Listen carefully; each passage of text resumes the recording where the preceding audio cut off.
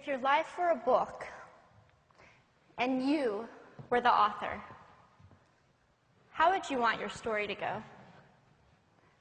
That's the question that changed my life forever. Growing up in the hot Las Vegas desert, all I wanted was to be free. I would daydream about traveling the world, living in a place where it snowed, and I would picture all of the stories that I would go on to tell. At the age of 19, the day after I graduated high school, I moved to a place where it snowed, and I became a massage therapist.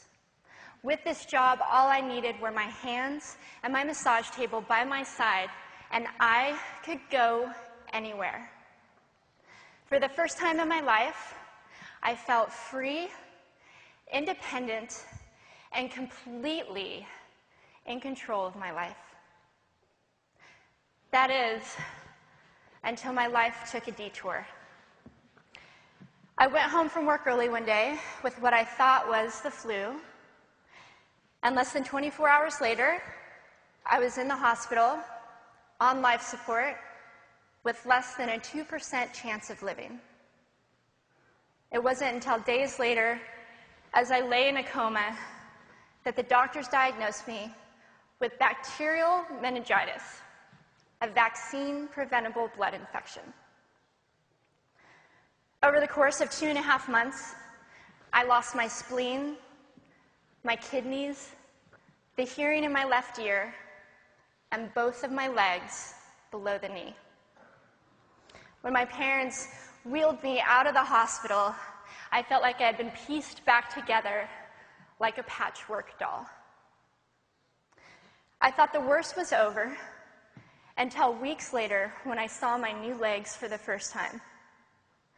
The calves were bulky blocks of metal with pipes bolted together for the ankles, and a yellow rubber foot with the raised rubber line from the toe to the ankle to look like a vein.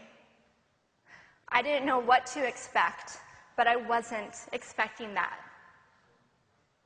With my mom by my side and tears streaming down our faces, I strapped on these chunky legs and I stood up. They were so painful and so confining that all I could think was, how am I ever going to travel the world in these things? How was I ever going to live the life full of adventure and stories as I always wanted? And how was I going to snowboard again? That day, I went home, I crawled into bed, and this is what my life looked like for the next few months.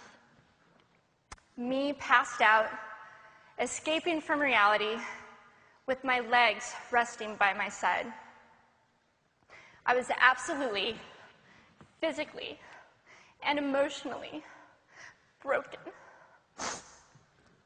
But I knew that in order to move forward, I had to let go of the old Amy and learn to embrace the new Amy.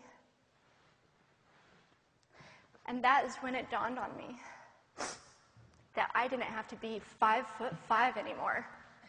I could be as tall as I wanted.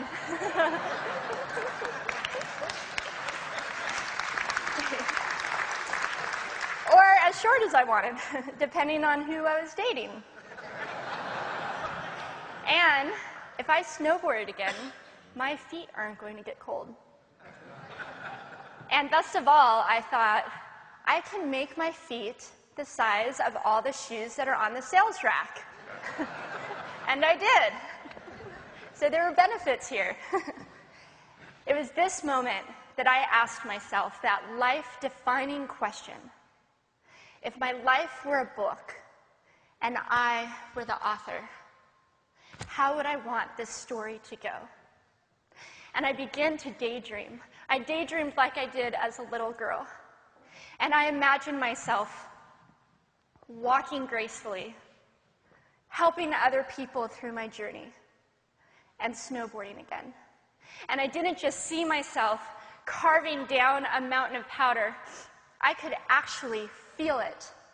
I could feel the wind against my face and the beat of my racing heart as if it were happening in that very moment. And that is when a new chapter in my life began.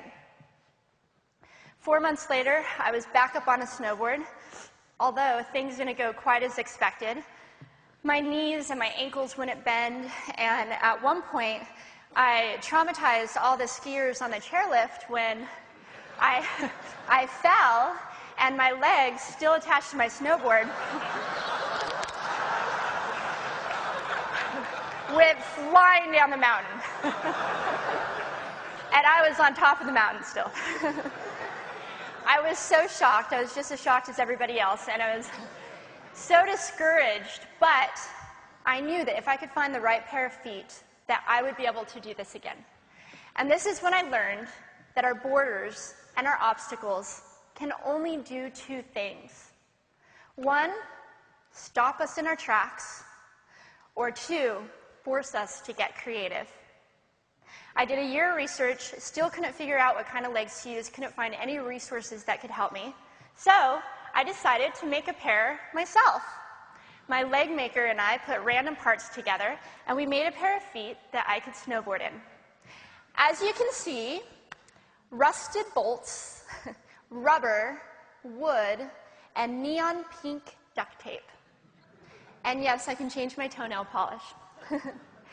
It was these legs and the best 21st birthday gift I could ever receive, a new kidney from my dad, that allowed me to follow my dreams again.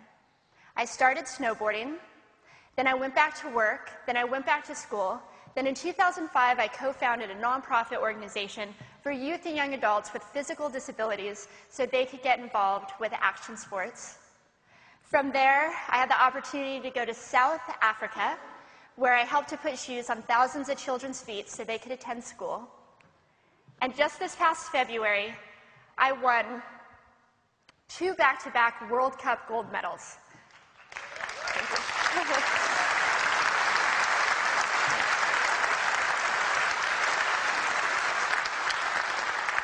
Which made me the highest-ranked adaptive female snowboarder in the world.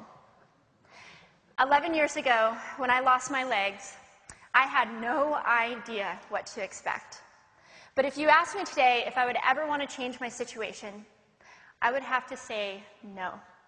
Because my legs haven't disabled me. If anything, they've enabled me. They've forced me to rely on my imagination and to believe in the possibilities. And that's why I believe that our imaginations can be used as tools for breaking through borders. Because in our minds, we can do anything, and we can be anything. It's believing in those dreams and facing our fears head on that allows us to live our lives beyond our limits. And although today is about innovation without borders, I have to say that in my life, innovation has only been possible because of my borders. I've learned that borders are where the actual ends, but also where the imagination and the story begins. So the thought that I would like to challenge you with today is that maybe instead of looking at our challenges and our limitations as something negative or bad, we can begin to look at them as blessings. Magnificent gifts that can be used to ignite our imaginations and help us go further than we ever knew we could go. It's not about breaking down borders. It's about pushing off of them and seeing what amazing places they might bring us. Thank you.